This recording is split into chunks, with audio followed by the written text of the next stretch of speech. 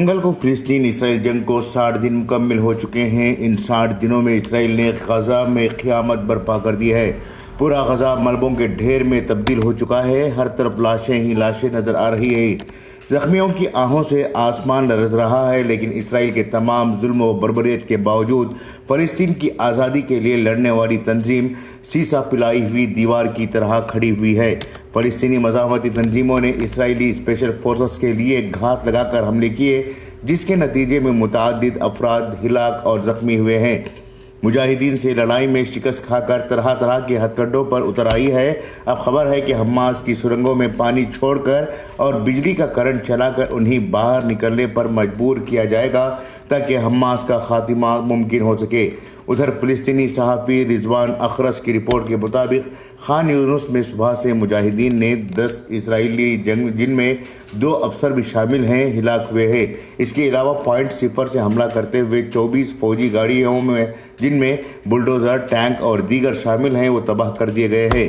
مزید کہا گیا ہے کہ القسام کے مجاہدین نے خان یونس شہر کے مشرقی محور میں الزنا کے علاقے میں رائفلوں سے 6 صہیونی فوجیوں کو نشانہ بنانے میں کامیاب ہوئے۔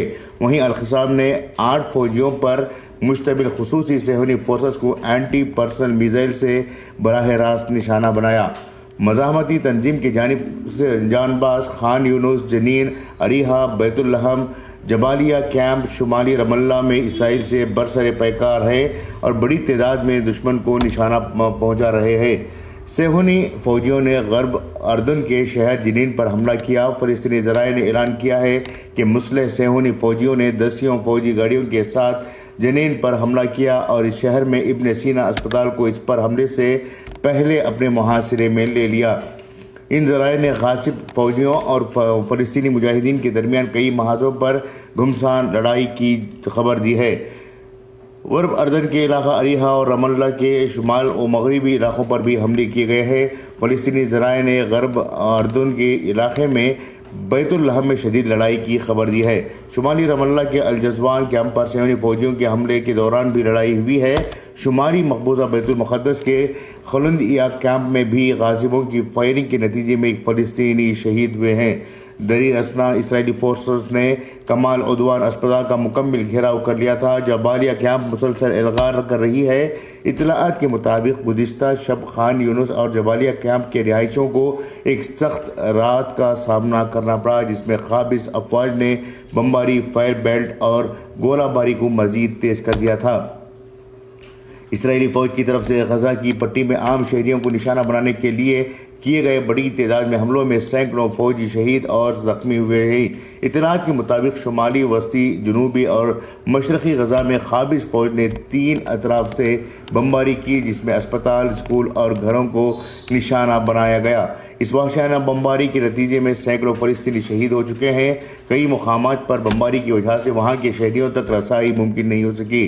سڑکیں اور راستے بند ہیں اور امدادی کارکنوں کو زخمیوں اور شہداء تک پہنچانا مشکل ہو رہا تھا۔